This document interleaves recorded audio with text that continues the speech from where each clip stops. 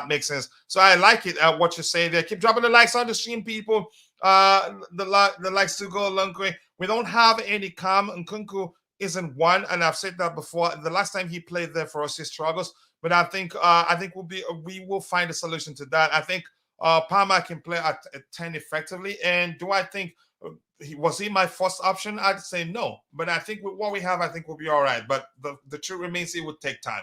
I think Chilwell is an issue, and Nkunku being injured, I think Chilwell is definitely an issue in my own opinion. But I want to move on from that.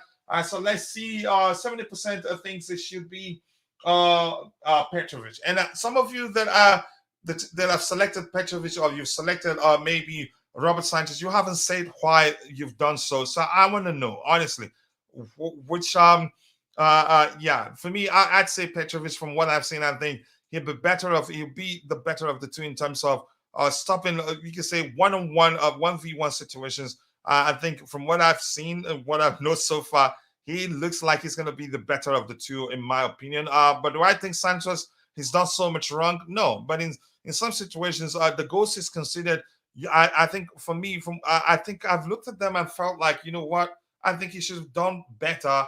Even though some will argue there aren't much again he could have done in such in those situations. But for me, I think he could have done more. Just like he was beat in all of them.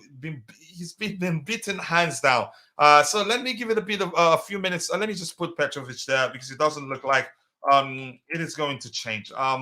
Let's see. And both are very tall goalkeepers. I think Petrovic is the taller of the two. Correct me if I'm wrong, but I want to hear you.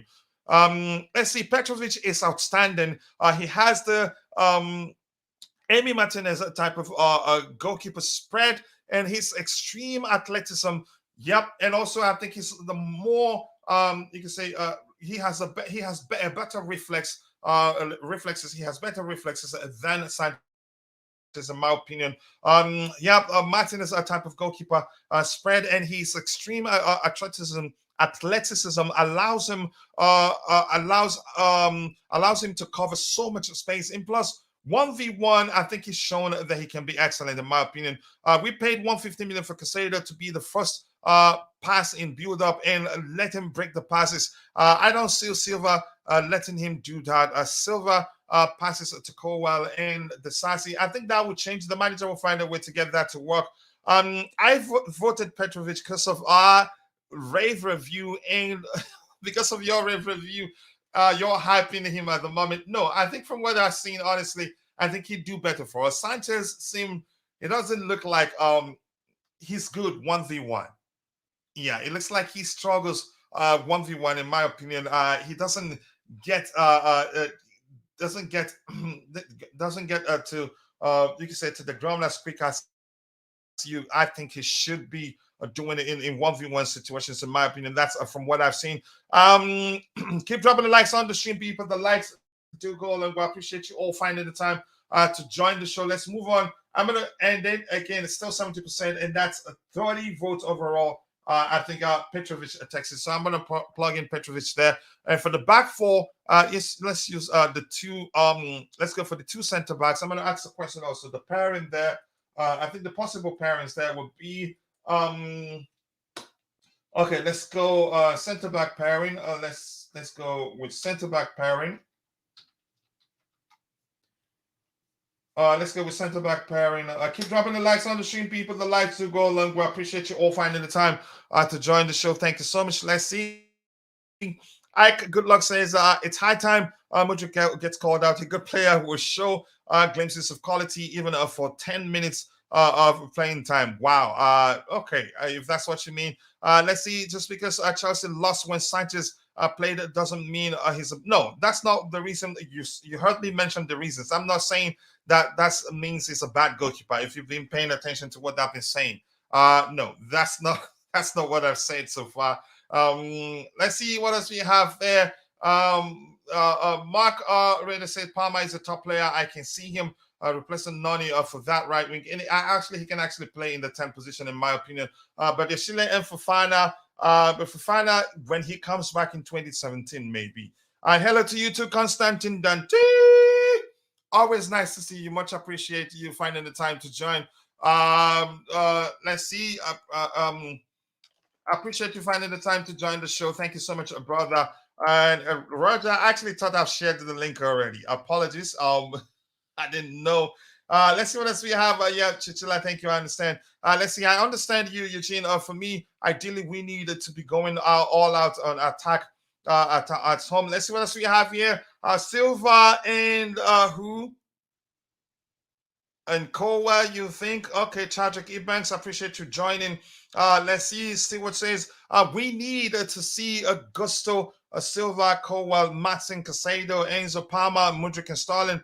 Let's see what the club does that. And Roger, apologies, I didn't know that I actually haven't shared the link there. But the Sheila and Levi Cowell, that's you can say, but the Sheila is experienced enough. Plus, he looks like someone who can take on that leadership mantle from Thiago Silva, given his intelligence as a footballer and his ability to read the game. I would have said, what's the same, Disasi mixed with either of the two, but I've taken my time to think about it. Uh, um,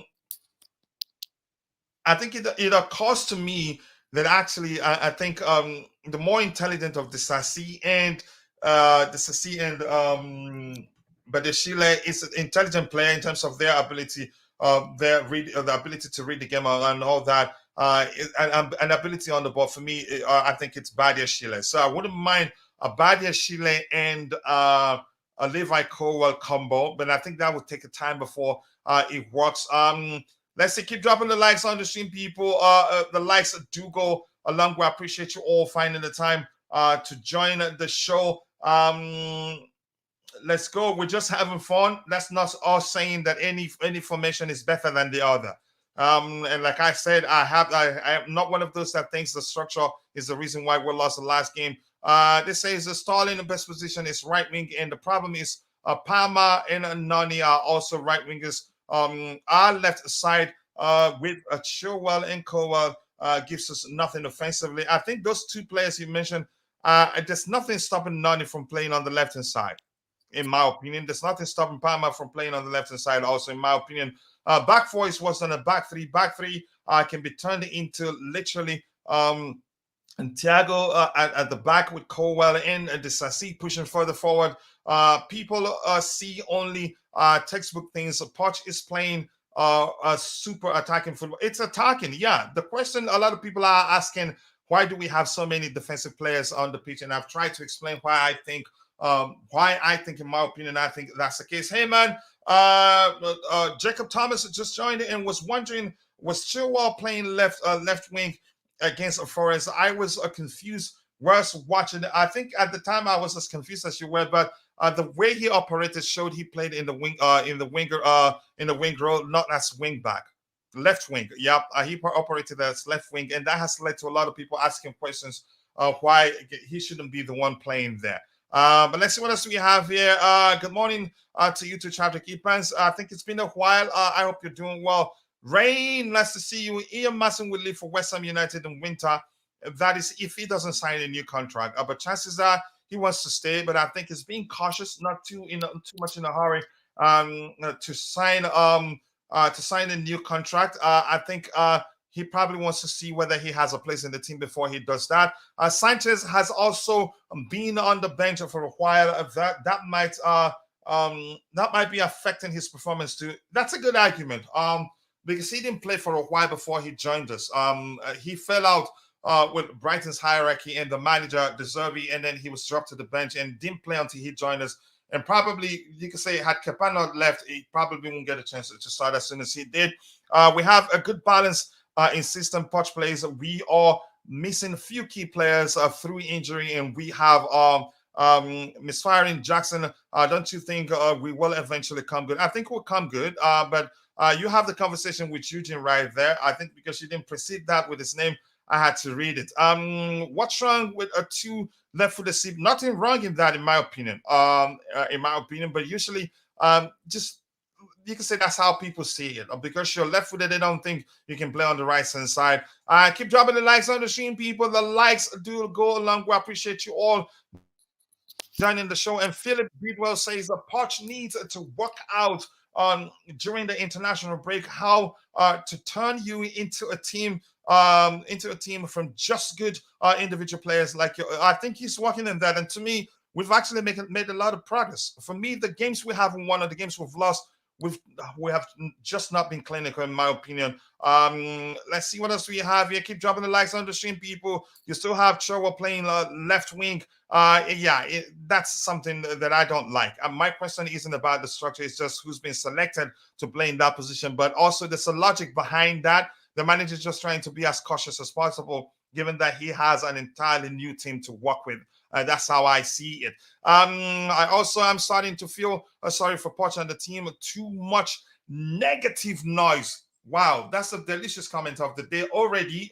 You can say it just shows lack of understanding in some instances, honestly. It doesn't help, but I think they are professionals and should be able to deal with it. Coach, I am having an open-ended communication and interesting thought. But go ahead, enjoy it. That's why we're here. Everybody's opinion matters. It helps in so many ways. Our defenders have more touches than the invisible midfielders. Wow, that's some argument right there. I'm gonna go to Roger. Roger, big up to you. I hope you're doing well, and I appreciate you finding the time to join. I don't know if you listened, if you heard my argument about why I think Petrovic will eventually become the number one. Even days when Sanchez played a lot of game for Brighton, he seemed to have issues one-on-one situations, and you want your goalkeeper to be able to do that, not just being a sweeper keeper, but when that situation comes, to be able to find a way to stop the ball from going to the back of the net. I think it takes him a while to get to the carpet to do something. Whereas in Petrovic, it's his thing. He uses his leg, his arm, so many one-on-one. You can say beyond the highlights. I think I've seen a few occasions, not too many, but I have to admit. But I think he gets to the ground quicker than to the carpet quicker than Sanchez does, in my opinion. Which will go a long way, because on one-on-ones, it does just once you can say we have had about how many one-on-one situations with Sanchez. It just looked as if he didn't do much to try to stop the defender. He was beating hands down. I don't know. You as a chairman of the goalkeepers union, you should know better than me. But I want to hear you speak. Hola, Coach. How are you, sir? Brother, I think we've been, you can say, refraining from speaking multiple languages this. So, listen, I understand what you're saying about Sanchez. I Mhm. think he's been reasonably solid. Yeah, I understand what you're saying, but don't forget, this is normal for a keeper of his size. They get to the top corners very well because they're tall and they have longer wingspan. But when it comes to fighting gravity, to getting down to the left or the right, Mhm. usually you have a larger keeper like a Sanchez compared to, like, let's say, a Kepa. It's going to take them longer to get down. So that's just physics for you. You're right, though. It's science, really. But Yeah, it really is. It's 9.8 meters if per that was a second. tapping, I was onside, right? Never, coach. But but I look at the comps with Petrovic. He does seem to have incredible reflexes. I'm quite Yep. impressed with him. But one shouldn't go by comps alone. No, we Yeah, shouldn't. And the Clyde came. He came on the other day to drop a disclaimer quickly yeah. when he said that's a good comp analysis from you, Roger. It's the No, that truth, was though. hilarious, though. But go ahead, Yeah, brother. it's the truth, though. It is, yeah, indeed. That's funny. But listen, I think his distribution has been very good, especially his mid to long distance And we knew distribution. that before time, Yeah, before he joined us. yeah, and with one exception where I believe it was the last game where he threw out a ball and it hit an opposing player in the middle of the back. I was a bit distraught from that because had we conceded from that, that could have been consequential for him, I believe. Yeah, that could have led to him dropping to the bench, Yeah, yeah. possibly.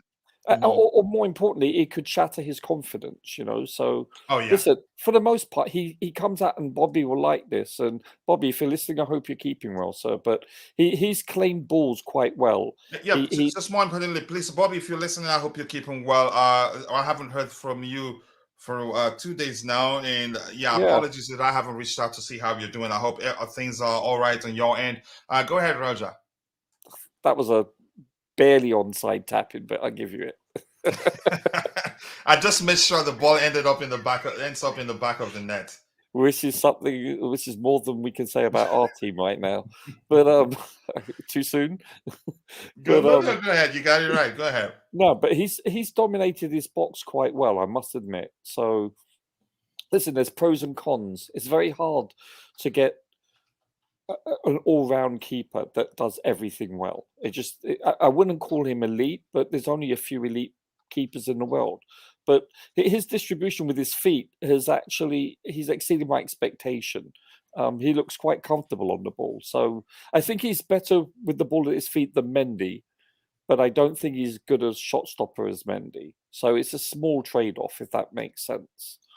So Mendy has excellent reflexes, honestly. Yeah, I mean, when you look back at that season he was playing out of his socks. He was amazing, and you know something happened. He lost his concentration, lost his mojo, however you want to term it. But yeah, listen, the year that he did play for us, he was outstanding, and he deserved to be best keeper of the year, I think, for UEFA, if I'm not mistaken. So,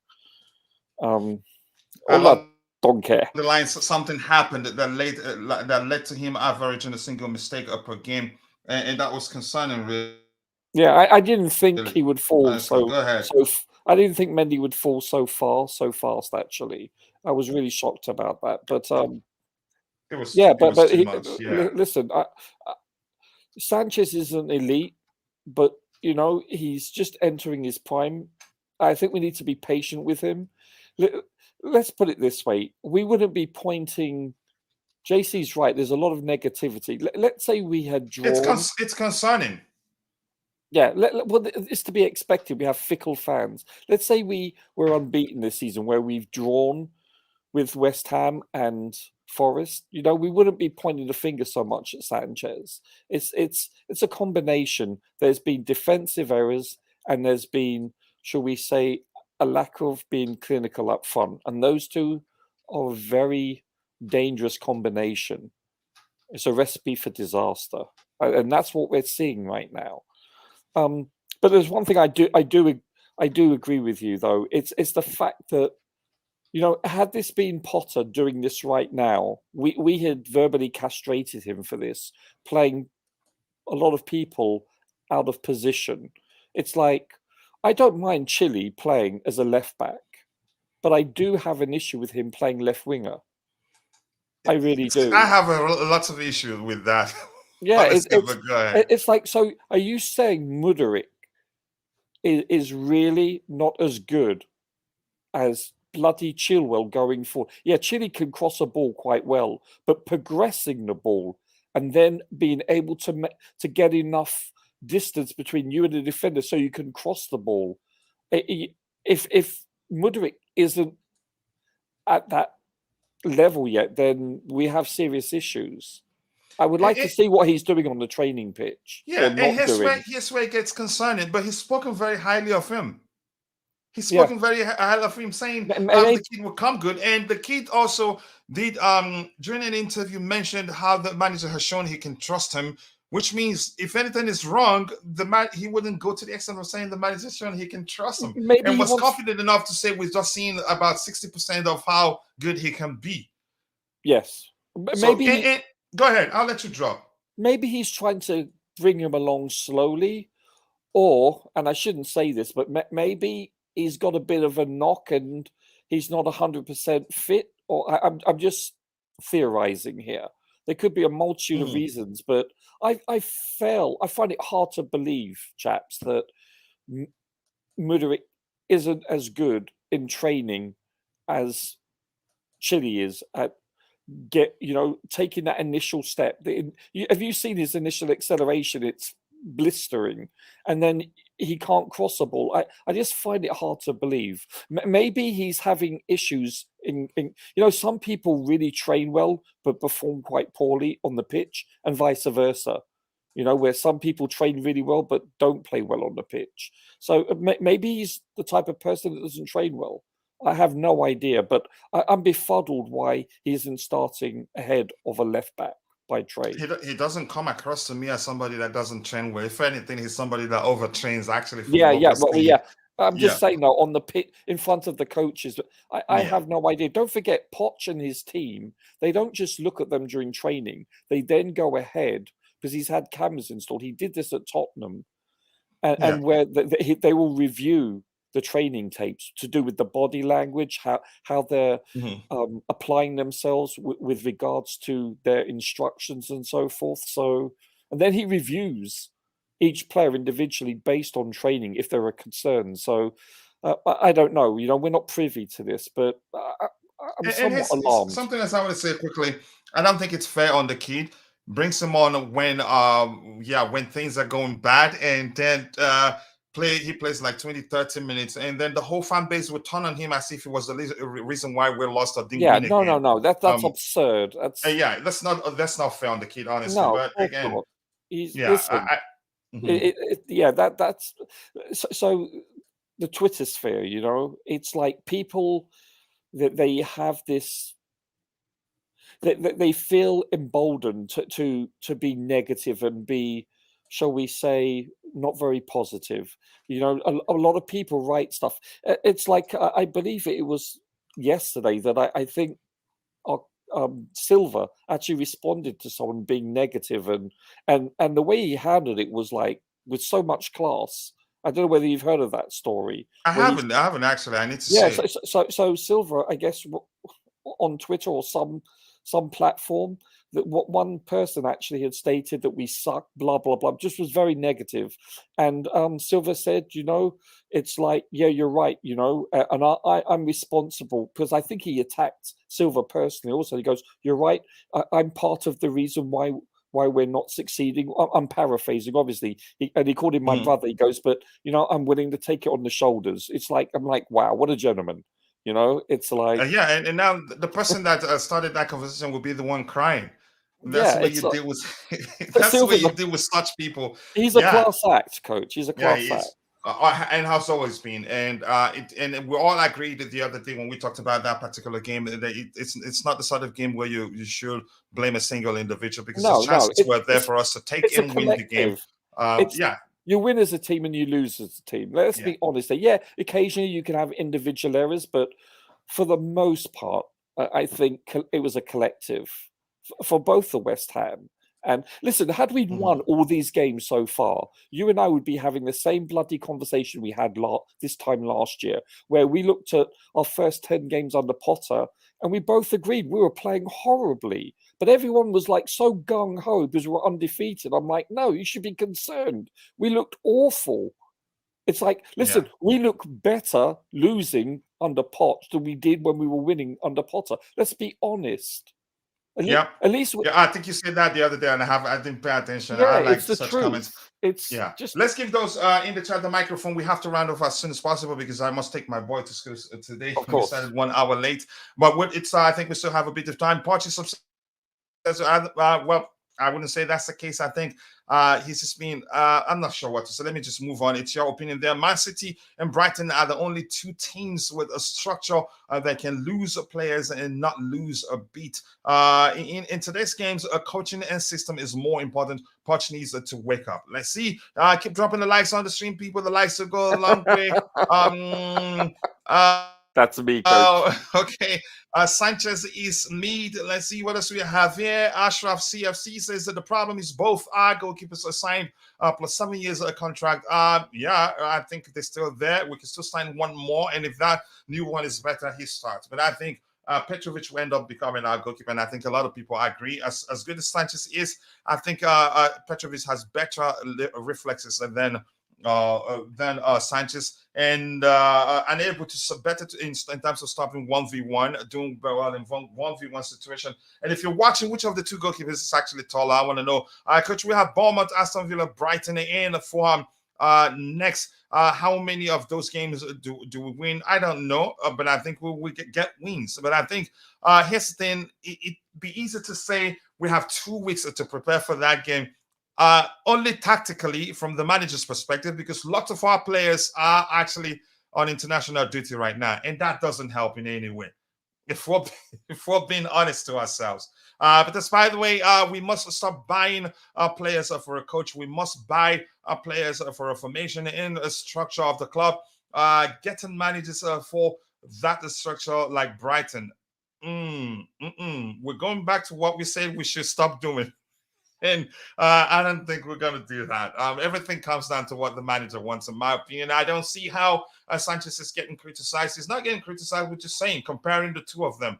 He's an upgrade from Kepa and Mendy, and that is just your opinion. But I'm not going to get into that. We're not critiquing him yet. We're just saying, if we're comparing the two of them, one seems to have something more important than the other one. Mudryk is dreadful. Okay, that's your opinion. If that's what you believe. Let's see what we have here. Keep dropping the likes on the stream, people. Mudryk needs a structure in his game. Poch just lets him freestyle. Wow. Mudryk will be fine. He will come good. I believe that too. And if you knew him before he joined us, you'd know how good he is.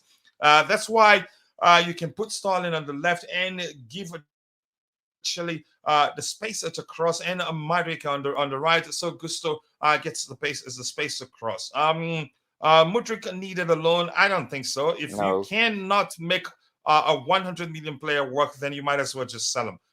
Thank you, Ty, for that. I appreciate you. And by the way, congratulations to us. We've hit 17,000 subscribers, but we need a cushion to that. We're at 17,006 subscribers. Anything can happen. So, but we've gotten there, which means, it wouldn't take much to stay there. Hit that like button, people. We have 49 likes. We should be doing better than that. Arteta Stalin's IQ is not as bad, though he wanted Mudryk. You should know that.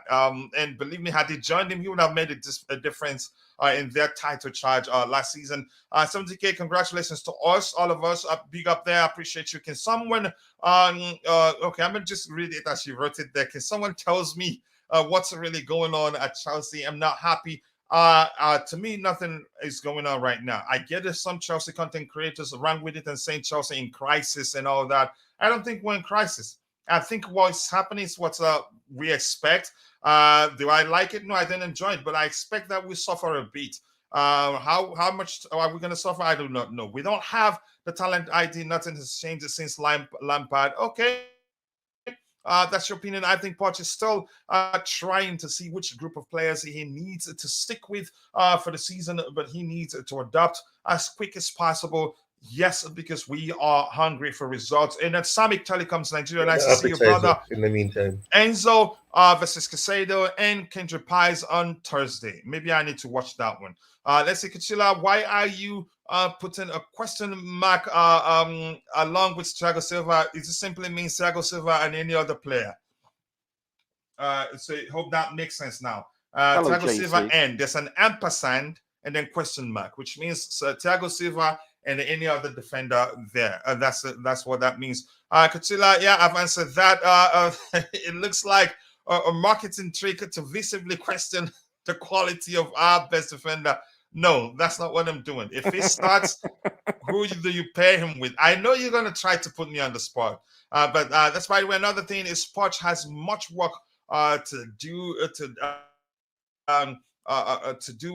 with Chelsea to get the players on understand the type of football he wants to play in and try to execute exactly that. I think he's gotten them to do that. I think what is left is them gelling and start playing as a unit consistently. Please tell me what's happening with Chelsea's t-shirt sponsor, because the shirt is plain no sponsor. To me, I'd rather buy it without the sponsor, in my opinion. But I think they will sort that out as soon as possible. And I'm glad they're not they weren't in a rush when they had, you could say, meetings with aliens and didn't take 20 million pounds per year. I don't know how the structure of the contract, but chances are we'll get something nearly 3 times as that. So, but I'm not too concerned with that. But yeah, from a financial perspective, maybe we do need that as soon as possible. I trust Mudryk. I'm only worried that Poch don't kill his confidence. Yeah, because if that happens coming back from it again, it's going to be really, really difficult. He had the opportunity after that goal during preseason, the goal that he celebrated like he meant again. It meant it the whole world to him. He didn't follow it up by giving him subsequent game time, even against Liverpool, where there were tons of spaces for him to exploit. But I don't want to get into that. Let's get into Roger, the back four. If there's any need to make changes, we're not trying to do what we think Pochettino would do. We're trying to do what we think is best. This is us now. But you go ahead, Roger. I'm waiting for you. Sure. Now, what about Reece? Is he eligible? Yeah, I think we should. I think we should. And chances are he's available. He'd be available for selection after the international break, according to what we've been told. So we should select him. Then it's a no-brainer. Let's just select our best players, not minding whether they're out injured or not. The transfer window is shut. So yeah, it's a no-brainer. Bettinelli. No, I'm kidding. Obviously, Reece. By the way, hello. It's Ty here, right? Is in the chat with us. Not. Don't worry about Ty. He's not here. Oh, okay. I can see. He's here. I'm just kidding. But go ahead. Hola. Wow, coach. Wow. Wow. Yeah, that's a sign I don't like you, right? Wow, coach. Wow. Hello, Ty. How are you? He knows sir? I don't like him. He's my bro, but I don't like him. It's that sort of sibling that you fight with all the time. But go ahead, Roger. The back four for you. This is not us doing what we think Poch would do. We're not predicting this lineup. This is us picking the 11 we think is the best for us. So if I'm the manager, I got promoted from the backup tea lady. I chose James. Then I would probably put. I'm not sure who would play where, but Badiashile and Colwell. Just in the chat there, I think from what we're seeing, it will end up being Colwell and Badiashile. Yeah, to be honest with you, I listen. With the exception of Fofana, because we don't know what's transpiring with him and how he will recover. But I believe. Yeah, he comes back in 2037. Yeah. Oh, coach! I believe that. I'm not.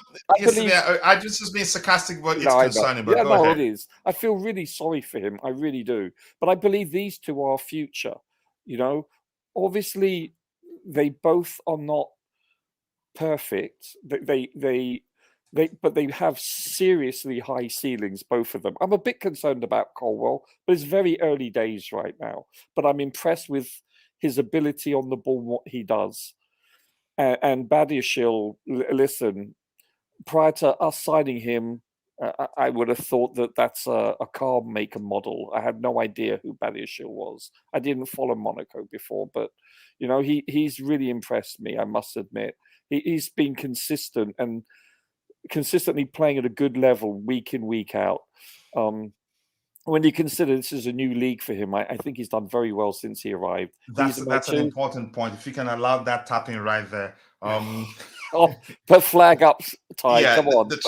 Honestly, more importantly, how quickly he adapted to the Premier League. I mean, and I think that shows you intelligence. Yeah, intelligence. More importantly for players. Thank you, linesman Ty. Trumps everything. Ty is my linesman. You're way offside. We had to let the game proceed, but that was really late. Yeah. But my point, here's the point I want to make there. More importantly, it shows you intelligence trumps everything.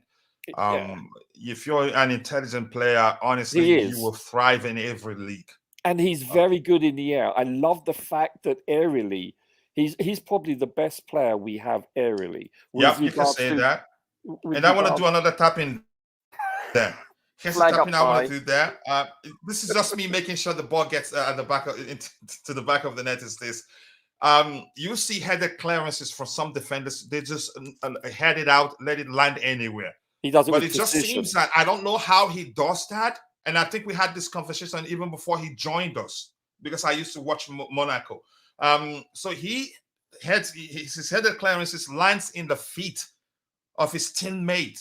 As long as there's somebody available, he doesn't just head it out for the sake of it. He heads it to a teammate. With something direction. That makes him special. Yeah, he does it with direction, with Yeah, purpose. exactly. Yeah. So it's like a vector compared to a scalar in physics. So it right? wasn't a tapping. You're the one doing the tapping right now. You were just saying he's a good No, header of the ball. here's the deal. But Go ahead. here's what really concerns me. Okay, let's listen to these names: Badiashile, Chalobah, Colwell, Disasi, Fofana, Silva. Not one of them are as good aerially as Slabhead is. I'm not kidding. Yeah, This is I would take every one of these players I you just have to go mentioned for confession. over Maguire any to day go of the for week, confession. and yet Maguire is better than them aerially, especially going forward. This is what concerns me. This is my biggest criticism of our team. I think our centre backs are we're blessed with such depth and such great potential, with obviously the exception of Silva, who has already shown his potential. He's past his potential, but none of them were as good as Maguire aerially, and that's what concerns me. That's my only criticism of our squad, to be honest with you, that I have a concern with. And then on the left, I'm going to quickly. I'll drop. I apologize, Ty. I think Chile, because he's the vice captain, but I wouldn't mind seeing Matson there either. I think I'm over Cucurella until he proves otherwise. Don't get me wrong. Listen, he could be a wonderful surprise for us. Come on and be a disciplined and excellent player going forward. But until I see otherwise, I think he's not on my map with our team. I really do. I've come to that realization. Just did does again reminds me of something here. That is, if I want to buy a shirt without a sponsor, I have a 3-week window.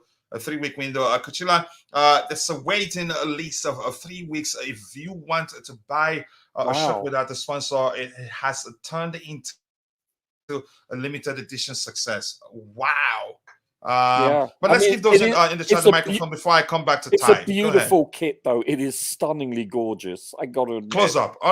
But from a distance, you'll be asking, what is going on with the badge? Yeah. but it is one of the nicest kits we've produced in a long time. Yeah, I'm saying that the simplicity is fine. There are kits I still have questions. It's too, to me, because maybe because I'm into design, I say, like I said, the pattern should have been a bit more subtle, but we're not here to talk about that. Yeah, but less is more for the home kit. Less is more. That's the language designers use. Yeah, thank you for that. So let's give those in the chat the microphone. I'll come back to Ty. Let's try and finish this as soon as possible. By the way, CFC are selling the sponsorless shirt at a premium. Wow. Mudryk, the way he plays now is good. If we play an opponent that plays with a high back line, which was why I argued he should have started against Liverpool, but with low block, he will not be. Again, then we should start him against teams that play a high line and let him start cooking it. And then, the rest will be history. Chelsea needs a quality striker because they create chances, but don't convert it. And you're saying get a single striker to put away all the chances we're missing. And then when it gets to goal scoring, we should channel all our scoring opportunity through a single individual. That creates a problem, really, in my opinion. Has anyone seen the new nicknames join the suckers? Action Jackson and Caicedo? Creativity is funny. Yeah, you could say that. A funny side to it.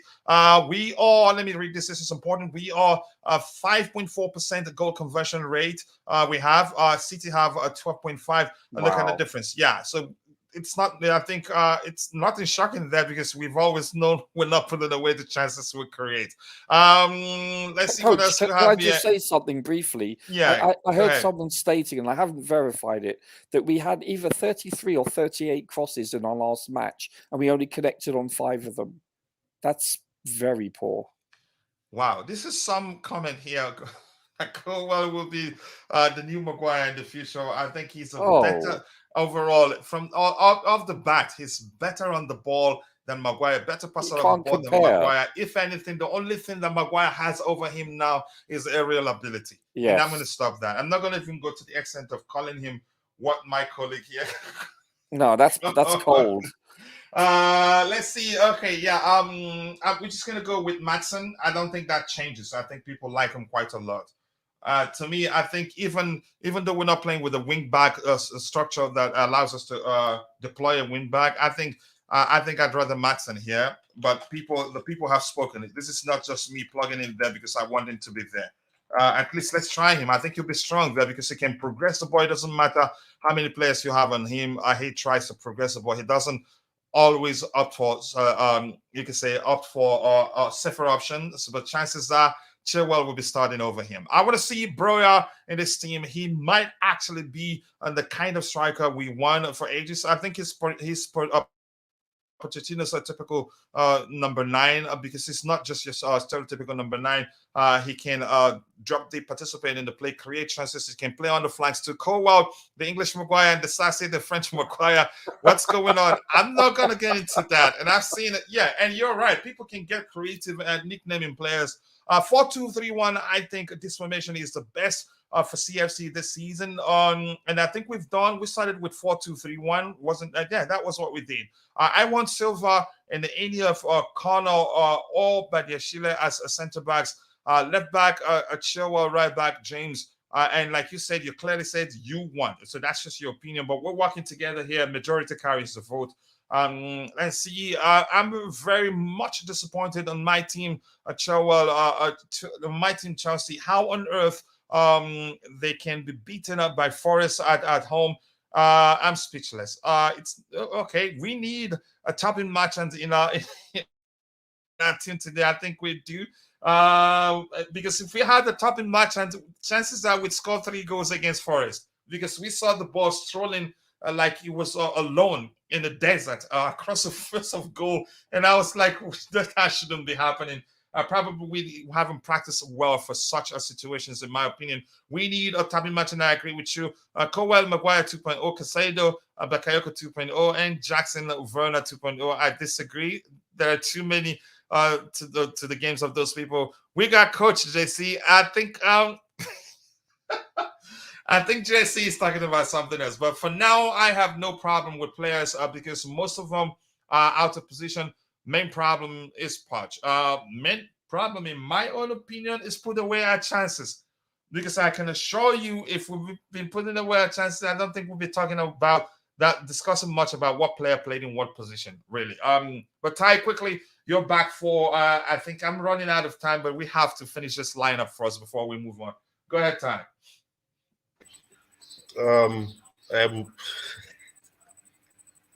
Who's the goalkeeper? The goalkeeper is Petrovic, and we argued and we used the poll. And for me, I've seen enough to think that I think he will be better after us 1-1, 1v1, but maybe distribution, that would be an issue. No, I know, bro. I know it was a joke. It just reminds me of what's really going on out there. But even if you meant it as a joke, you inadvertently talked about maybe you can say subconsciously did say something that's you can say, I don't know, maybe something you've seen online has led to you producing such joke. I'm not saying you did anything wrong, brother. You should know that. Go ahead, Ty. I can't believe that nobody trusts Bergstrom. It is what it is, man. But anyways, yeah, Petrovic in goal. Cowell and Badashile. Gosh. James is still going to play. I would agree with Matheson, so I'd agree with the back four that I see there. I think my only concern with Matheson is the fact that his defensive ability is still not at the level that you'd want for a left back, and that is. Would you say that's that's the reason why the manager has been reluctant to start him there? 100%. But that is also the reason. If you look at the position that he played at Burnley, he was granted the opportunity to be more of an offensive left back. He wasn't one where he's a fullback. He was playing more of a wing back.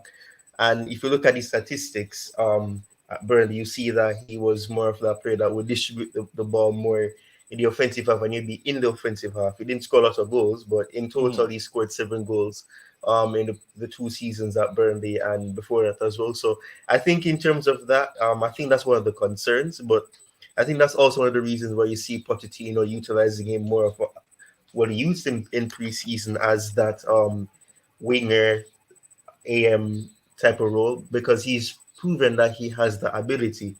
And in the past, he was known as a midfielder at Chelsea. So, in terms of that, there's reasons behind why that's the case. But in terms of going forward, you can expect great things from Matheson. But in terms of his defensive ability, it's still not at the level that you need it to be at. So that is one of the concerns that I do have. But in terms of having somewhere that is not afraid to take on players, he's able to go right in on opponents. He's willing to do that. He fits all the criteria that you need to have in a player of that caliber. So I think in terms of that, he's the best option, and I think he deserves a chance. So I would agree with it. I just have my concerns about his defensive ability because we need somebody that is not going to be beaten in 1v1s on the flanks. Do you think he extends his contract, Ty? Honestly, I hope he does because if he doesn't, I think everything comes down to what happens in terms of playing time. yeah, perhaps things can change. He could commit his future tomorrow. You never know. So at the end of the day, it is what it is. But I hope he does. But I think I the don't fact want to see that- another situation. I think the fact that it drags hasn't into been- January. Yeah, I think the fact he hasn't been sold in the previous window that just closed, I think is good news for us with him. Good news for us, and the fact that he rejected an opportunity to join the team he got promoted with. Exactly. That's huge. He wants to stay. But him being reluctant to put pen to paper is a clear sign. I'm going to see. Do I have a place here? Do I have a future here, maybe, before I put pen to paper for a new contract? I'm going to give those in the chat, the microphone. I'll come back to Ty immediately so we could talk about the midfield three. I will play Caicedo as the 6, Lavia, and Enzo a 7. Lavia, the Kovacic type of player, but have a better pass and creativity. And Enzo next to him for the creativity. He is the Jorginho type of player. Here's the thing, I agree that the comparisons you made there. For me, Lavia, you could say, is a mashup of actually Kante and Kovacic. Why do I say that? Because Lavia is excellent at beating the press. He's excellent. And between the three of them, between Caicedo, Lavia, and Enzo, this guy, he's the best at beating the press. In terms of vision and passing ability, you'd say Enzo.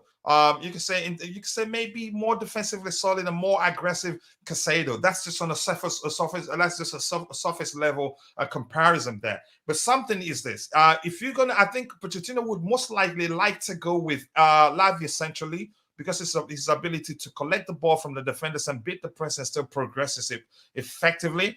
And for me, I think Enzo cannot do that as well as Lavia is. He couldn't even get close to Jorginho in terms of beating the press or helping player from the back. Jorginho isn't excellent at beating the press, you know that, but he can help. He can make himself available. He can find the smallest of spaces and be available within there. And if you can get the ball from him, he can help the team progress the ball with a one-touch pass. He beats the press with his passing ability, with his vision. Enzo has that vision, but Enzo cannot be. It's not again as defensively solid as Jorginho was. So we have both the ability of Kante and the ability of Kovacic in Lavia. To me, he's the better at playing out from the back. So to me, he'd be the better. Again, would be better off starting him centrally in a midfield three like this. That is just my opinion. But I'll get to you to tie in a bit to hear. I'll start with Roger, who's ready to speak. I'll start with Roger in a bit. By the way, opponents will start to be scared to block shots from Mudryk. Did anyone notice the way he flattened the Nottingham defender? lost consciousness for a few minutes blocking that shot. That's a good play in him. And I don't want it to get to an extent where he loses confidence. Then we're in trouble. I get paid free 100K a week. I don't play, and I am not in the spotlight. How does Malang Sarr do that? Contract. It's as simple as that. Contract. Let's see, Coach. I would recommend that you try formation 1-1-3-2-3. Sanchez, Thiago Silva, and all the name you mentioned. I love you so much, Jesse. I think fans will love and the fact that we have only Thiago Silva as a defender on the pitch, yeah, I think they will love that better. But I'm going to start with you, Roger. The midfield three and my you said logic, the logic behind selecting this three there. What do you make of it? Exactly. Yeah, that's exactly what I would choose in this formation. I mean, it's pretty much a tap-in, wasn't it? Let's be honest. But you're onside. I didn't make it easy on you. No, it's seriously. I mean, I think if you give this squad to, let's say, Klopp, this is what he's choosing. Period.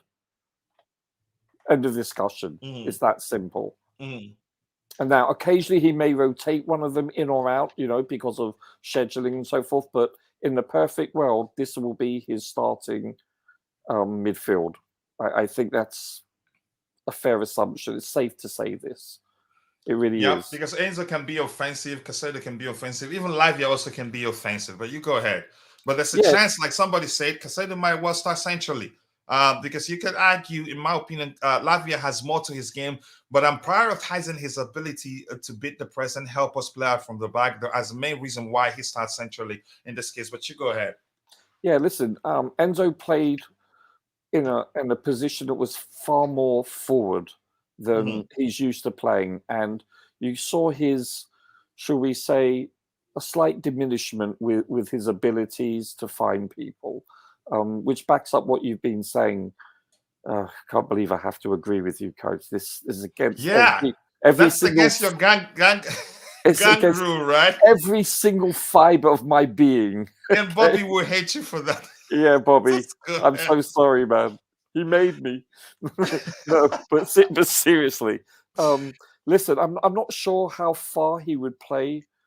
Where I'm talking about, how far should he be up the field? I'd like him more in a deeper role, but I don't see Enzo as a number 8. I just don't. No, he's not. No, he's not. I just. But listen, that World Cup final illustrated his ability, because for the first hour plus he was playing very deep, and then he obviously, I can't remember the scoreline when it was 2-1 or something. He was definitely playing a far more advanced role. But listen, these three players, they're in their infancy with regards to getting to know the application, getting to know the training staff's wishes, and each other, more importantly. And I think this time next year, you'll see a much more mature approach from these three. I'm certain of it. Not that it can't happen soon, but I'm just saying these are very embryonic stages of this squad. So we need to put things in perspective with that regard. And I think most teams in this league or any other league would sell their firstborn to have these three. Yeah, I'm going to start speaking English like you. I was going to say, okay, embryonic stages, and then I remain embryo, which means it's just fetus, premature, just starting to the beginning of something. Yeah, but in this time, embryonic, when it comes, we're not talking about biology here. Let's move on. But I've learned how to use that word. We're not talking about IQ levels right now. We're talking. But seriously, but I like it. I like how you use terms, and I'm learning that. And that made me English. Mario, you remember Mario? That's always comes to the chat. He goes, he's a fetus. Yeah, that's what I say normally. He's a fetus. Mario is very well that's spoken. By the way. Yeah, and let's give those in the chat the microphone. We move on. I want to round off as soon as possible. And I'm going to come back to Ty to see if he agrees or disagrees with this selection here. Matson is counted days of his contract. I think he is not a signing and he's not a starting. Shows all signs of Mount 2 series. You could say that, but the club's plan is that by January, if he doesn't sign, he leaves the club.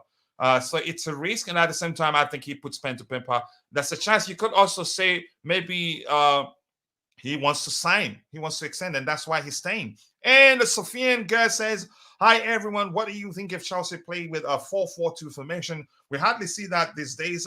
Petrovic, Badiashile, Colwell, Cucurella, Gusto, Enzo Fernandez, Caicedo, Palmer, Mudryk, Jackson, and Stalin. Not a bad lineup, but do I think the manager would do that? I honestly do not know, Sofian. More like a 4-1-4-1, coach.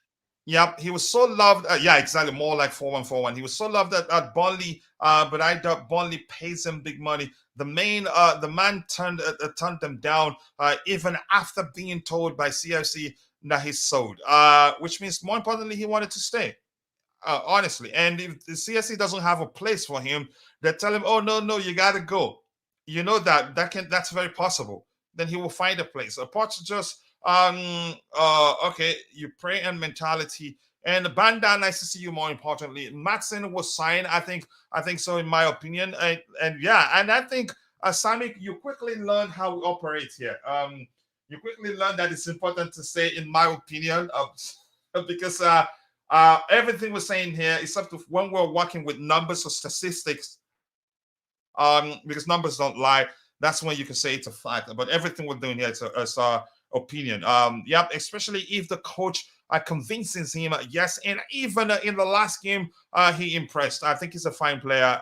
But where do I think he belongs in this team?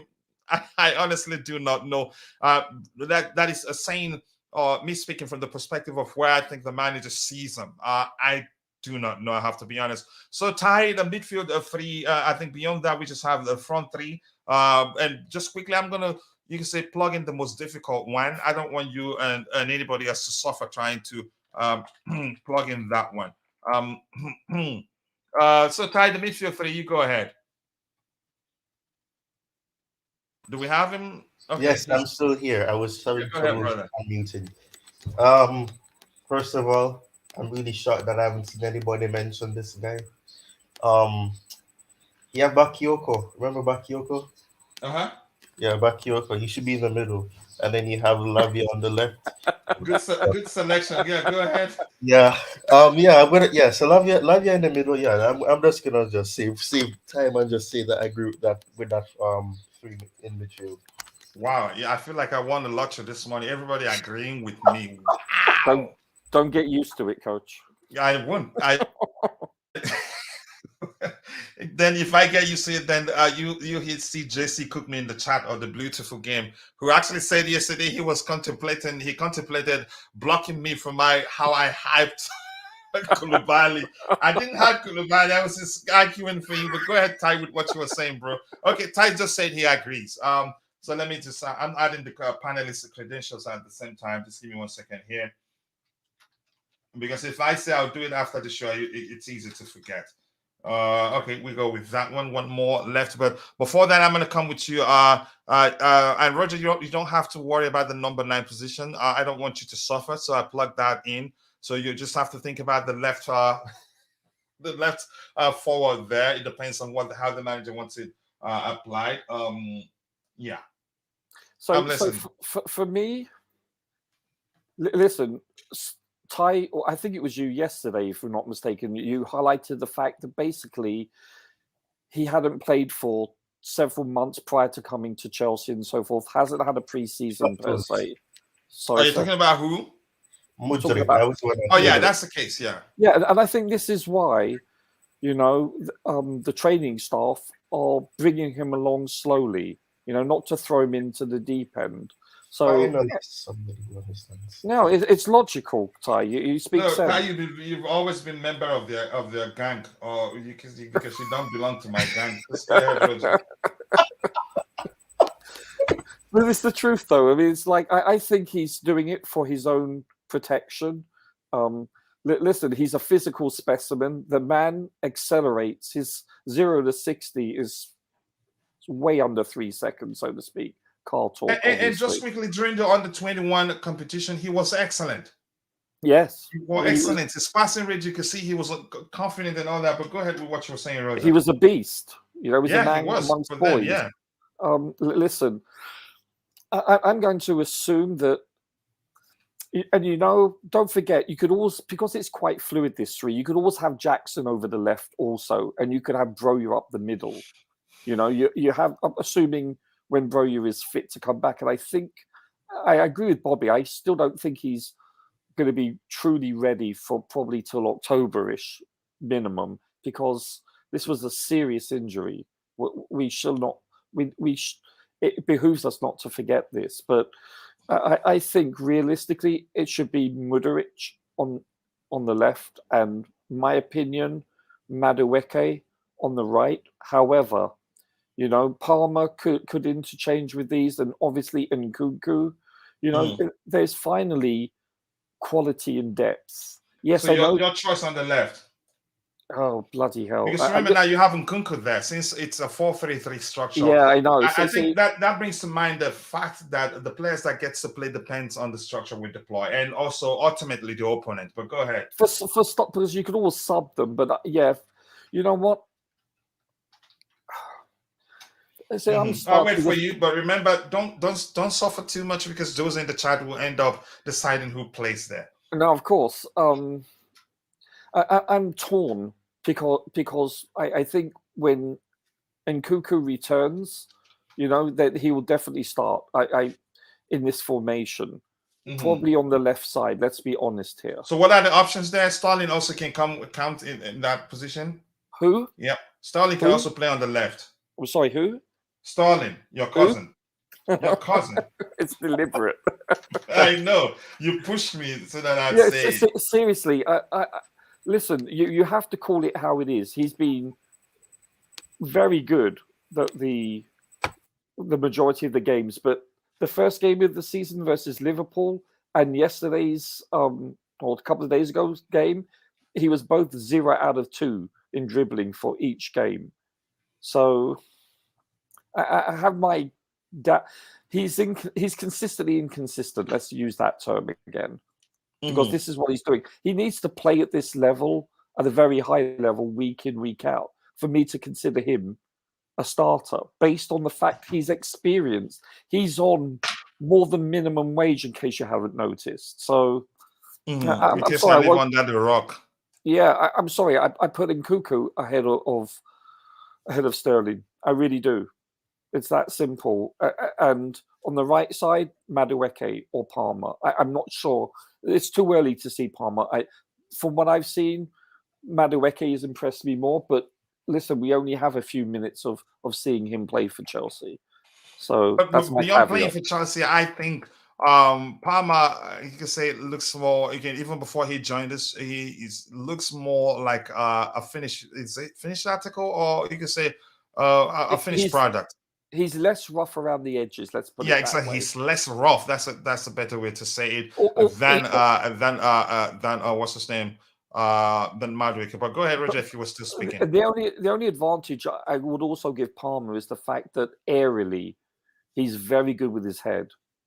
He's exceptionally good with his head. So, you don't agree? Yeah, I agree. It's the way that he said that. I think something dirty comes to Ty's mind. So let's move on. Yeah, Please don't yeah. listen to Really, Roger. Ty? Really? Yeah, exactly. I want to go to heaven, and I don't like participating in such. Go ahead. Jeez, I just got it. Yeah. No, aerially he can score with his by headering the ball. Okay, how's that, Ty?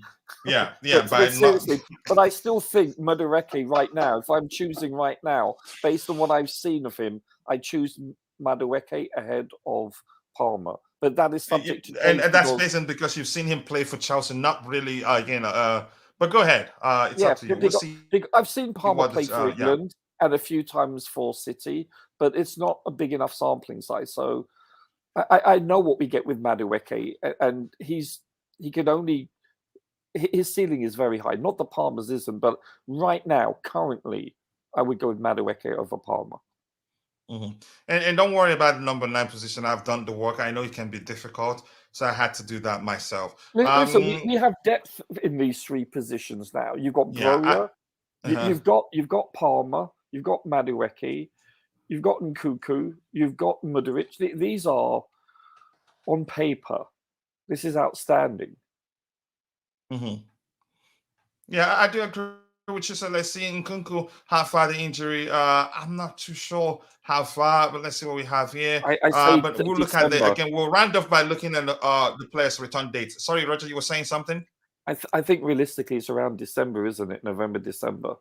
Around that number, but we still we will look at the return date for each of the players there. Roger, mucho English. So let's see what else you have here. Much love to that brother there. No, Chile. It wasn't up to us. We have to use a poll because we suspect that people will go for that. Random wisdom thought, coach. The eyes does not apply when judging the performance of team. If one is only watching players individually, or sometimes exceptions happen, like Italian Maguire Koulibaly. Yeah, that's just him having a go at me because he knows I like Koulibaly. Petrovic was called up to the Serbian national team. That's a good sign for us. The international exposure will go a long way for him. So maybe there's an opportunity to watch him play for his country right now. So I'll try that. And Nkunku left, Sterling right, Broya and Jackson. I think we use a poll to figure out right. And then Roger picked Mudryk for right, but we'll use the poll. Honestly, for me, as much as I hate Sterling, I'd still start him so that we can have experience there. Because sometimes, on occasions, he's shown how important experience can be. Sometimes our coach uses maneuvering skills to make others tap in for him. As an example, the skillful build-up play from coach has resulted in a tapping of Martin and others. Wow. That's very technical of you, my brother, but no worries. Good analysis. Otis Maxwell says, knowing you, Roger, every Miss Matty's one-eyed dog, you start over Starling just about anyone. And your point the love is huge for you. Yeah. The love is great. That's all I can say. Please go check out Tyto's YouTube channel. Congratulations to him once more. He's achieved 1,000 subscribers, but we can help him add some cushion to that because, yeah, it is a content creation. Sometimes, if you're, especially if you're always objective, you lose subscribers just because you don't say what they want to hear. But despite the way, let's see. The poll chooses, 55% thinks Mudryk should start on the left. And not Nkunku. I think if Nkunku is available, I think he'll start over Mudryk in this structure. But there's some certain structure, Mudryk will start and Nkunku will start. But in the 4-3-3 structure, I think, honestly, in my opinion, I'm not too sure what to do with that now. People are selecting Mudryk over Nkunku. Yeah, but let's see what happens here. Just quickly, let me give it time to see if that changes. At this point, the coach is negotiating. If not Kukurea, at least take Madsen instead of Choa. No, it's not like that. I actually like Kukurea, but his you can say his deficiency has become so apparent to me that I've joined the camp of those who you can say who are talking about his you can say focused on his deficiencies. Again, that space he leaves behind whenever he's playing in the left back position. But just quickly, I'm going to give this poll a bit of time to see if that changes, and that's 13 votes. That's not a bad sample size. But none of them picked Sterling. It looks like Sterling is not going to have a place in this team if you go by that. So just quickly, let's see injury list. Let's see.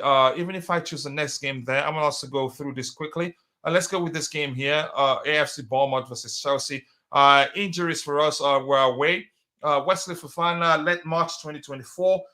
Trevor Chalobah, unknown date, a return date. Reece James, unknown return date, but chances are he'd be available for selection after the international break. Bettinelli, September 2023. Mid-September to be specific. Christopher Nkunku, early November 2023. So probably you should say December he should be available for selection. Carney Chukwuemeka, mid-October. So probably October end, and he should be ready, available for selection. Benoit Badiashile, mid-September, so he should be mid-September. In 2 weeks, we should be in mid-September. So, but probably will not be available to start. Maybe get a few minutes on that day. Amanda Broya, mid-September too. But let's see what happens. I need to move on from that one. So you've seen the dates. You that asked the question there. So let's see. Also, it's getting worse. 14 votes, and it's even getting higher. 64%. Thinks Mudryk should start on the left. Wow. Let's see what we have here. Let me just say good morning, coach. Do anyone pay attention to Colwell while trying to stop NF goal? I think he should do better. Also against Antonio's goal. I think we've talked about that at length, haven't we, Roger? The 2 goals that he should have done better in those cases. Antonio goal? What? Levi Colwell should have done better. Yeah, he should have done better Antonio in terms goal. of. How Yes, would Levi Cole do anything for the Antonio in goal? that case, listen, He I wasn't in think the the he was ball, in the I can position. let me try and explain. The ball bounced, right? I think the ball bounced, and he was there before Antonio got there, and he was stretching his leg to shield the ball from Antonio, but not strong enough. So Antonio practically bullied him off the ball or muscled him off the ball. So he should have done better. And we've had that conversation, agreeing that had he been a more experienced player, yeah, you'd rather push them down before you get to that ball. You foul them before you get to that ball. But he didn't do much to stop Antonio from, you can say, muscling him off the ball.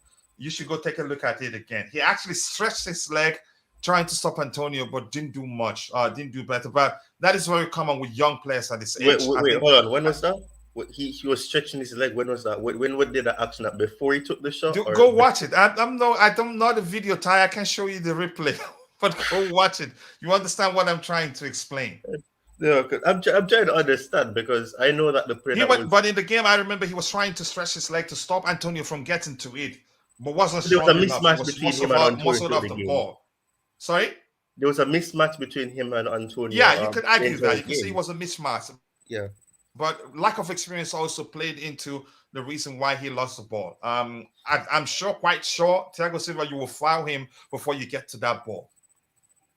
Maybe. But you can say mismatch is the case, but yeah, he should do better. But I don't blame him that much. There's a good player in him, and he's still very young. And if you don't know, you think he's 22, 23.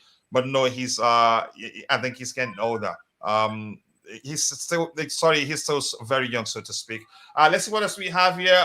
Good morning. Yeah, we talked about that at length. The 2 goals actually, how he should have done better. But the second one, the one against Nottingham Forest, the whole thing started with a mix up in the midfield area, which you could argue happened for lack of proper chemistry between the players that played in that position. You can say, and my point is, you are really not fair when it comes on to Sterling, but wax lyrical about Havertz and Kepa.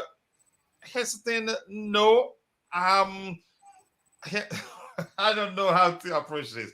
At times when Sterling has done well, we've talked about it. And you've heard me argue, all I wanted Sterling to do is lead by example. And he's done that. He's done well. You could say he's had a good start to the season. Yeah, we lost the last game, but even at that, you could say, yeah, it's so far so good for him. But he needs to be consistent. That's all I argue. I don't think anybody here have you can say I think any of the panelists or anybody in the chat have been critiquing the Sterling. So no, I think it's that's besides the case. We've been as objective as possible, if that makes sense to you. Let's see what else we have here. If we put the attack in the defense and the defense to the attack, we will win the league easily. Wow. Okay.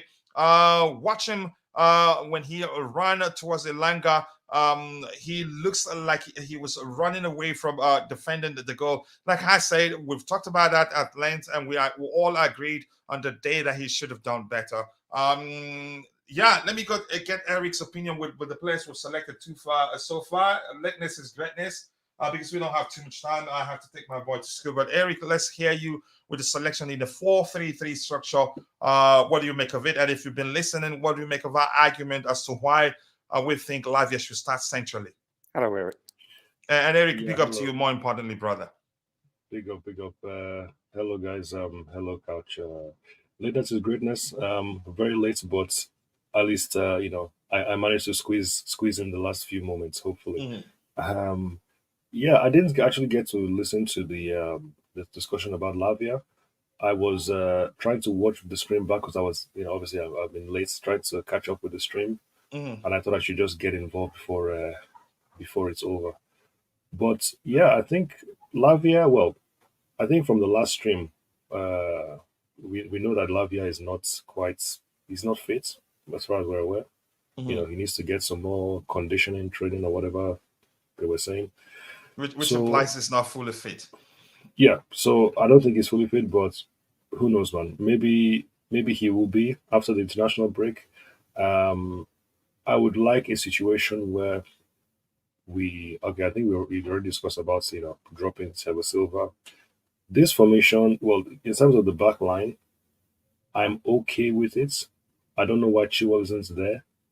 Maybe we're we worried he use might we get use the injured. poll, and for me, I'd rather Right. Okay. yeah, we use the poll, and for me, actually, in my opinion, I'd rather him start, but I strongly believe Pochettino will most likely go for experience, even if he thinks Yeah. Martin is better, and it doesn't look like he trusts Martin defensively from what we've seen so far. But you go ahead. Yeah, maybe he doesn't, maybe it's because he's young, he's not involved as much this season. He's just coming off the bench. I think what you were saying earlier is something I agree with in terms of Matson. If at all you have to play someone out of position, Matson is probably better suited to be a winger than Chilwell. So I would have preferred to see that. Play Chilwell as a left back, play Matson a bit higher up. Colwill shouldn't be dropped, I don't think. So we will start, keep starting him, even though I want Badiashile to get involved now. Disasi would be my pick ahead of Badiashile just because he's right-footed. Really? I can't think of yes. I know he's not been the best. He has been a little bit shaky, but if you think about it, how many left-footed centre backs do you know of who play on the right? It's just a question. Please tell me if you have maybe 5 that you can think of. Just How ever. many right-footed centre backs play on the left though? I have a few names I could give you.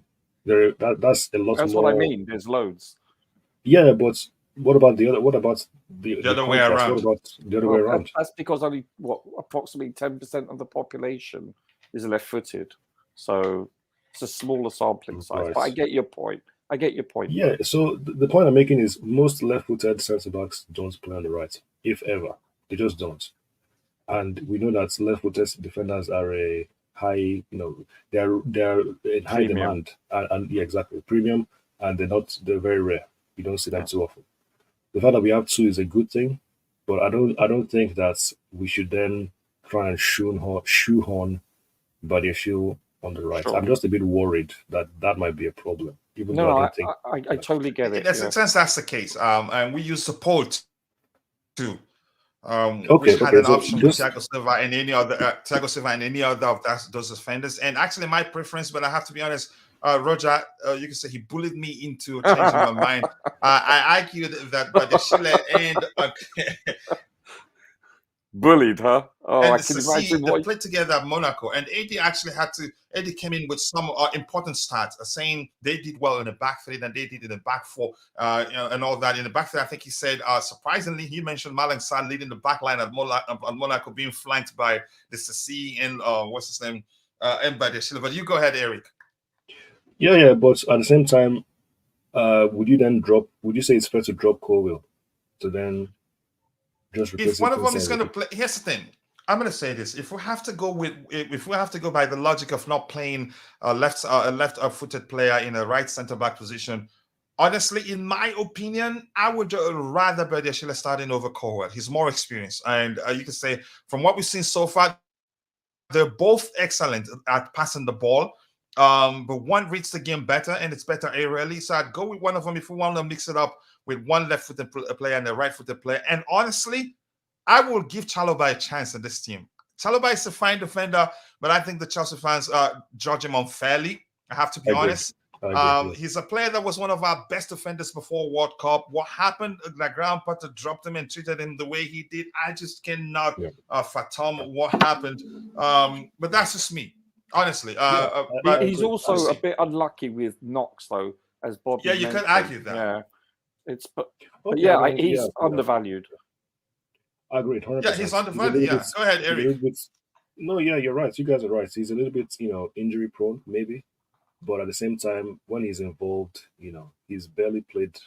People use last season as if last season is, a fair. Everybody wasn't good last season. Everybody was bad. So I don't know why people want to just use last season as this stick to beat him over the head, as if he never played for Chelsea before last season. But people just believe whatever they want to believe. It is what it is. People have the entitled to their opinion. But everything you said is completely right in my opinion. But moving back to Lavia, I think he was not going to play. He won't play. No, it's not. We're not doing actually the predicted lineup. Right. Yeah, I know. So we're doing the best 11 in the 4-3-3 structure. We did 4-2-3-1. So we don't. It doesn't matter who's injured. He's out. But unfortunately, we can't actually come to we're not actually considering. We didn't Right. consider what's his name Fofana It's not in the based on defensive who's in. area. Okay. That's because of Okay. how long he will be out. But go ahead. Okay, fair enough. So I'm not even considering him not being involved because he might be injured or because he's not fit. I just think even if everybody is fully fit, firing, ready to go, Mhm. he really going to start? Maybe if you're playing a double pivot, you then start him alongside Caicedo, maybe. So you But don't think he's starting in the midfield three? he wouldn't start I don't know, because Caicedo would be there instead. In my opinion, what I think would happen, or what I prefer, is Mhm. for Caicedo to be down the middle. Enzo would be on the right, and on the left you would have what's his name, Nkunku. That would be my preferred midfield three. Nkunku can play as a midfielder. He can play up front. He can drift to the left as a winger. He would be perfect for that left side, in my opinion. And then I would like if Pochettino gives Mudryk a chance. I don't believe in this idea that he's just a useless. He's a. I don't know what people think No, I about don't Mudryk. believe that. But it's a Chelsea thing. Yeah, it is what it is. But I think the team I see, any kind of team with Nkunku is a good thing. I'm actually very happy with this team just because Nkunku is there, and I can't wait for this guy to come back just because. But would you start him over Mudryk on the left in this particular structure? Maybe so. Yes, potentially yes. If starting him on the left would be the best way to involve him, or would be the only way he gets into the team, which I don't even believe. But yes, if starting him, if it's between starting him on the left and not starting him at all, of course I would start him on the left ahead of Mudryk. I think Mudryk is still very raw, even though I don't agree with a lot of things people think about this player. I believe that he has a lot of potential and he's not actually bad the way people say he is. He's barely playing games, and I don't think a lot of it is fair. The criticism that I hear about him. So, but yes, obviously Nkunku would start ahead of him for sure. Yeah, I think he would. We have more goal threat. As good as I think Mudryk is, and I'm one of his biggest defenders. I think I would start Nkunku in this particular structure over him. But in a structure such as 4-2-3-1, I think he gets a chance to start. In my opinion. But let's give those in the chat the microphone, and I'll come back. We have to select the right hand side, and then we round off. The manager have to leave the club. Wow, that is quick from you. And here is Waffler, that's he calls himself. Chelsea Mitchell Boy, pop over and subscribe. He shared the link to his channel. Selflessness is the reason why we keep growing as we're growing. Please, if you don't mind, go check out Mitchell Boy's YouTube channel. Always great panelists are there available. But he likes to tap up players from Chelsea perspective. He taps off the panelists here and runs them to the Gota. And then you will see Roger for the next 2 weeks, because Mitchell will stream for like 6 hours, and that's like midnight UK time and all the next day. But that's, by the way, more importantly, go check out his channel. Be sure to subscribe. He's reached 1,000. We can help him add some cushion to that, because sometimes people can unsubscribe or because you speak objectively or because you don't say what they like. Chelsea, hilarious, Chef Martin. Okay, thank you for joining. Colwell doesn't get a challenge. Challenges in great passer, not defending well so far. I think that's a tapping you're doing on Roger there, and he knows that. Sterling is definitely pass marks not as good as game before. I think he will be rotating with the younger players, but if he performs consistently, he will be starting over the younger players. Because the manager will value experience more. Remember, Aspi, yes, we do. When you're left-footed, you're good with right as well. Usually that's the case, but not all the time. Colwell played on the right at Brighton, but in a three-man defense, while Badiashile only played on the left. Some argument there. It's that time of the year, Jarizi. Always nice to see you. Appreciate you finding the time to join. I firmly believe that Chelsea will secure a top 3 finish. The most significant challenge standing in the way of Chelsea. Chelsea's success is the expectation of some fans and who anticipate immediate result and doesn't understand how much time it will take. It's essential to remember that showing displeasure through booing after just 4 games will not be conducive to the team's performance and will put the players and manager under immense pressure. I agree with you. Why we're not doing 4-2-3-1? We did that yesterday. Did you miss it? That was the structure we started with. And I think, I don't know if I have it open anyway. If I do, I'll show it to you. Yeah, thank you for 2 more subscribers. But there's no way to tell if the subscribers were from here. But showing appreciation is good. And by the way, I've said this before. Oh, the names were the public subscription is on. Oh, familiar names. Okay. Yeah, so Okay, but thank you. But I just wanted to make it clear. Shout outs don't do much. I get it. We were selfless. We help each other. Shout outs can only get you a few subscribers here and there. The channels are growing respectively, given the work they're putting in. The good player profile videos from Ty has helped a lot. And Mitch's timing. He did a deadline day video and reached 1,000 subscribers like this. And that's not easy. But that's, by the way, Eric, since I'm still with you. Constantine Dante says, oh, okay, missed it. Yeah, you missed it, so go away. But much love to you, Constantine Dante. Eric, since I'm still with you, let's talk about the right wing or right forward. It depends on how the manager wants to do that. So actually, that shows we have to be paying attention to the players we're selecting. If the manager wants them to operate as forwards or as wingers, we have to pay attention who's capable of doing that. So for this right-hand side here, Roger prefers Mudryk here. Sterling is his cousin, but he thinks he's not being consistent enough. His cousin is just me that's just me joking anyway. But for that position, who would you rather play there? And sorry, people in the chat, 29 votes, and Mudryk is still leading by 59%.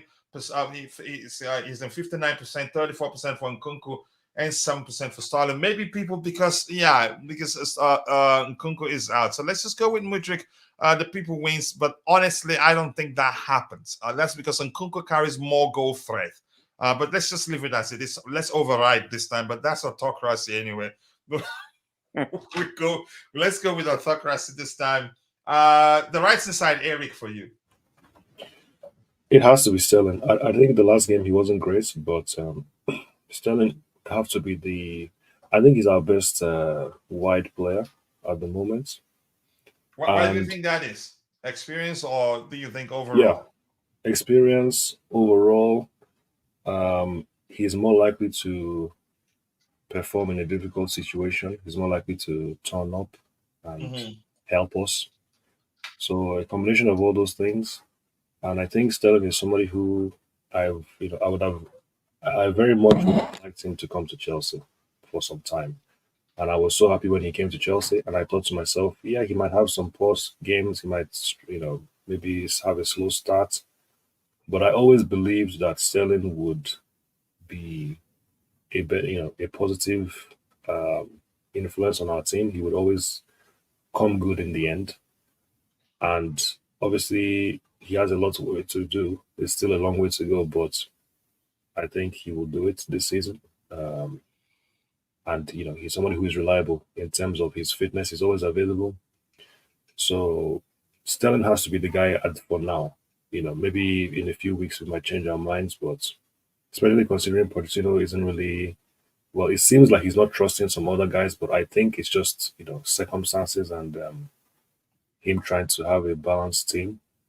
Even though in some sense you think to yourself, you're trying to have a balanced team by playing some people out of position, and I don't really understand that, but Sterling is definitely somebody who has to just keep playing. He's one thing I don't know if Sterling does enough. I don't know. He doesn't create much, does he? He doesn't. If anything, he scores more than he creates. He's not a creative. Well, I don't think that's his role. He's more of a direct kind of player who creates problems. So there are different ways you create chances, in my opinion. I think obviously you do it with your passing and with your movements. So I think with Sterling, he more creates spaces with his movements, running with the ball, and maybe winning fouls, winning free kicks, getting close to the box and dragging people out of position. That is, how he would create chances, and obviously he can score as well. So that is the kind of player Sterling is, and that's what we need him to do. Just be effective in possession, good passing, combine with some players and just make defenders worried. And I think that is going to help us a lot. So he's not Enzo. He's not that kind of player. He's not like a maestro, but he But doesn't he need can to. pull off. He can pull off the sort of, you can say, surprises we've seen, which is down to his experience, really. And you can also, yeah, more importantly, his ability. But that's where experience comes in. He was able to see the spaces in some occasions and exploited the spaces. One led to a penalty. One he finished deliciously, and the other one he made that dynamic run where he saw gusto and had to drop back a bit to wait for the cross. That shows experience. But other than that, he doesn't create much. And that's where I say maybe he may well in the future find it difficult to nail down a place, because if Chelsea can find a player who can also score and also create, which means his place is in danger. But go ahead if you want to add to that so that we can round off as soon as possible. But Eric, can I just quickly say something? You call him direct, but the first game of the season and the very last game in the Premier League versus Forest, he was on both occasions 0 out of 2 for dribbling. He was not successful. He didn't produce anything. His passing was woeful the last game, especially. And we have to be honest, in terms of dribbling, he's never perfect he's never that good at dribbling. He misses quite a lot, gets a few right. He's not well, I think maybe in the past he was better at dribbling. He was much more effective and dangerous. And don't get me wrong, I keep saying, he has a long way to go. I'm not saying he's perfect or anything like that, but I think he's not. He went the missing best. the last game. He did, but he's one of the players we're looking to really help us and get us out of a bad situation. He did go missing, but I don't think we need to put everything on Sterling. That's not a good idea. I don't think he's world class to be able to rely on him in that way. I just think he has something to offer, and when it works, it works very well. Yeah. If he's not doing what he needs to do, which is running at players, creating problems, being destructive, dragging people out of position. And he started doing that. He didn't do that last season for us. No. He didn't do any of that last season. But my point is that he hopefully will moving forward. And at the moment, there's nobody better to play there right now. I don't think Mudryk is going to come there and just, set the world alight. He's not. He's very raw. He's very young, and potential. But he won't do better than Sterling, in my opinion. Not right now. I don't think he will either. And something Roger have always said. Roger said last season, the new managers will always go for the more experienced players. Maybe for the belief that they are the ones. They will help them hit the ground running as quickly as possible, given their experience and all that. But that's fine. I'm going to give those in a chat the microphone so we can round off. And on the right hand side, people are picking Sterling over the other two options, which are Palmer and Mudryk. It makes sense. It's just 5 votes. But let's see. By the time I'll catch up with what we have there, it will change. To me, I think it makes sense. Roger, even I said, if you can recall, I did say, as much as I don't think he's the best player, I'll still give him a chance because we need experience there. Was wondering how we just jumped to this. Okay, we didn't just. We started with 4-2-3-1, so we still do about 2 more different structures. We have till the international break, although we'll mix it up with other topics. Panelists debate every coach. Let's see, Sterling. Let's see. Keep in mind that Manchester United is currently in the 11th place, and their overall performance in the first 4 games, based on metrics, is inferior to Chelsea. We know by that. far. Yeah, we are leading in so many metrics. Actually, it is we've not been clinical. However, United fans are fully supportive of Ten Hag. I kindly urge Chelsea fans to set aside any biases related to Pochettino's past association with sports. I think that hasn't come into play yet. Some are throwing that into the discussion here and there, but it has not been constant. I think a lot of people understand that it would take time. A lot of people understand we didn't lose because of the structure the manager deployed. A lot of people understand clearly we weren't clinical. What is this team can create? His team. That's why it's important to be flanked with Nkunku here. Nkunku can create. Sterling isn't much of a creator. That's where I have a problem. Enzo can also create, and Lavia also has it in him to some extent, which means he will be he must have the freedom if he starts essentially to be more adventurous on the pitch. But we'll see. We'll find a solution to those things. But good question there from Eugene as usual. It's a tiring, coach. Need to drive yourself.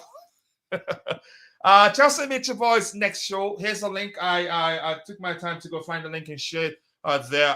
Go there, drop a like for him on that particular stream. I think in a few hours, what time exactly? I see Mitchell drop a military time format there in the chat very soon. There you go again. I personally saying that sometimes positive about Starling. You question why. Yeah, that's why we're here, and that's why it's a good conversation. You're entitled to your opinion, entitled to mine. Sometimes we debate, but there's always something to learn. Trust me, Starling will be good. I won't question that. Again, after all, I was one of those arguing that I think was signed the better of the two players between him and what's his name, Gabriel Jesus. This is Starling 2 good games in every 10 games that need to phase him out. All I ask of him is just a consistency. But Please that is consider. not accurate. Sorry, that what? Every That's not 10 games? accurate. I don't know. I'm just No, saying. no, no, What I no. know. It's not every. It's not 2 good games. He's had 3 good games. Yeah, and you could say he started the season, this particular season, very well. I'm not just going to go back to past season. Please consider liking and subscribing and sharing the link on your social media platforms. The channel is the best interactive channel hosted by one of the most knowledgeable hosts. I appreciate you saying that. That puts me on the spot somewhat. Left wing Nkunku with the dribbles and passing, he can create runs. Yeah, that's why I'm saying we're overriding that one. Runs for Starling. Jackson in belief with Nkunku. Okay, I think that's a bit jumbled up. That's why, again, I decided let's override that one because Mudryk is not that much of a creator right now from what we're seeing, but I think he's a good player overall. Nkunku is the best Chelsea player without a single official game. That shows us how bad this team is. That is just you. That is just you concluding that. I don't think so too. But you're entitled to your opinion. I really wish I could join in one day to give my views, especially when Roger nailing him to the cross. Wow. Someone needs to clear your head. You need to come on. Don't just say it. Just come on. It will be fine. It's not a fight. It's a debate. This is a fantasy team. Poch doesn't think like that. We're not doing what Poch thinks. You can call it fantasy team. That's us having fun thinking this is what we think will be the best team for us. Sorry, three good games in every 10 games. In every 10 games. Let's see. Starling needs a good striker to be fully appreciated. I hope Jackson will improve. All the improvement we seek from Jackson right now will be putting away the chances whenever they come his way. That's just my opinion. Let's see anything else here. Starling needs a good pass to be all that appreciated. Let's see. We need ghosts. That's what I think we need. We need to put away the chances we're creating, and I think Starling, and I think it makes sense. In my opinion, let's see Starling there. As much as I think Mudryk needs to get a chance to improve, but if we're talking about the best in already 11, I think for me in a 4-3-3 structure, I think that is this for me. That's how I see it. Anybody else on the panel want to say anything else so we can call it a day? Yes, I've been waiting for the chance to give my front 3. And you know I don't like it. That's why I didn't listen. But Ty, go ahead. Yeah, Roger made a good point about Mudryk, and I think this is, and that was one of the conversations that was being had earlier in the live about the fact that you don't really see him playing, or he doesn't start. He had a good goal in preseason, and then the next preseason game he didn't really get an opportunity.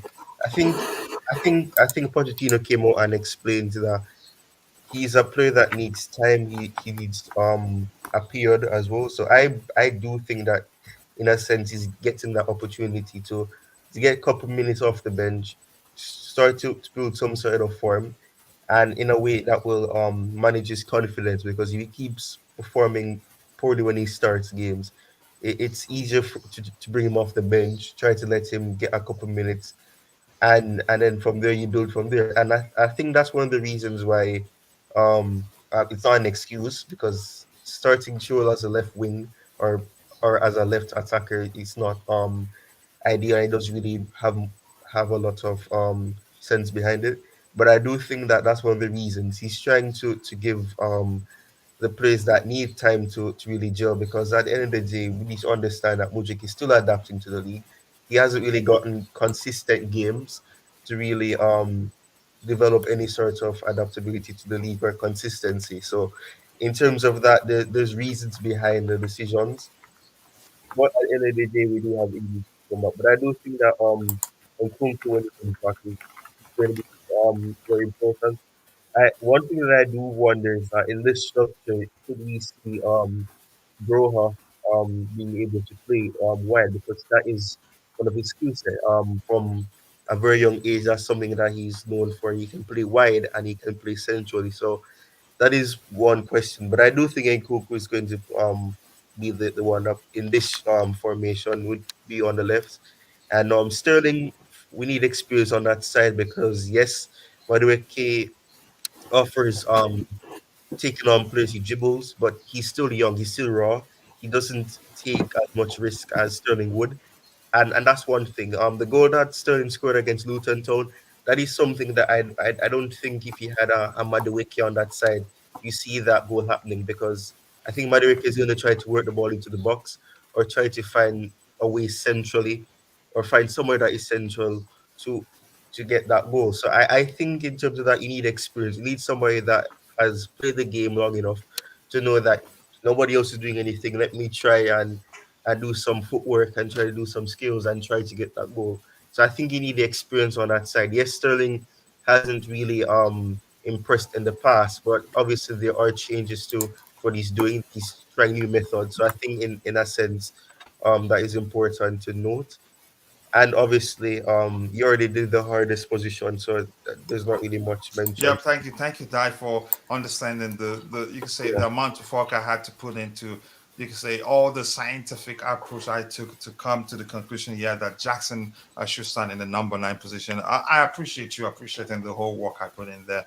It's not easy. Roger would think I just, you could say, just thought about it and plugged in there. I changed Martin for Chile, played by the Chile on the left, and swap Cowell for Silva. Yeah, but we're working together here, so we'll use the polls too. But we've the only place we said, nah, we're gonna stick with this one is with Nkunku because that's very obvious. Allow me to add an important historical and statistical fact to the discussion. Poch's stats at Tottenham was initially slow, winning only 2 games in his first 10 matches. Wow, that's some point to make. I get it. Chelsea fans probably won't be that patient, but I think at Chelsea he has more quality to do better than that. But I think I'm not concerned whether he does well at Chelsea or not. However, he went on to maintain a remarkably consistent level of performance for the next 4 or 5 years. That's something to think about. Poch's coaching style often takes some time to fully take shape, but once his team gels, they exhibit a remarkable consistency, and I'm hopeful for that. With Lavia and Caicedo together in the first lineup, Poch needs some magic. You could argue that put Henry up top. Who? Good news. Let's see what else we have here. Anything else? He puts the bread in to see my issue, just having a conversation there. I don't think there's anything else to address here. And nice to see you, Kishon. More importantly, how's your new channel growing? I hope it's growing well. I appreciate you joining. Let's see what else we have here. Keep dropping the likes on the stream, people. The likes to go a long way. Let's see what else we have here. Lewis, again, I need you and Scott to come on my show to talk about Punk getting fired. Okay, who's Lewis? You see the Lewis here? But that's, by the way, with that, people have come to the natural end of the show. I think I've overstayed my welcome here, even though my wife is at home and also probably helping get the boys ready. I don't think she'll be too happy, but yeah, I appreciate that. I want to say thank you to Eric for finding the time to join the show. I think you've found out that you're a member of the panelist group right now for this particular channel, and I'm going to add you for the to the group also, the panelists of For Soccer Perspective. That is, I'm not sure if you follow me on Twitter, Soccer Perspective. I don't know, but I'll check. And thank you, Tyrone. Thank you, Roger Pop. I appreciate you joining. Thank you to everyone in the chat. I appreciate you all. It's been a fun show. This is not a predicted lineup. This is just us playing around. Eugene, thank you so much. Keishan, thank you. And we have a chef. Thank you for joining. And who else? Albert. Thank you for joining. Even though you're here to have a laugh at Chelsea. Rain. Thank you. And Jay Z. Thank you, JC. Also, thank you, Mitchell Boy. Thank you, First Visual. Thank you. I appreciate you finding the time to join Virtual Oath Studios. Thank you, Oathis. Maxwell, thank you. And to all of you, I appreciate you all. Mr. Troublemaker, I see you. But if I missed your name, apologies. I'm only human. I'll see you guys next time. God bless us all and bye. Cheers.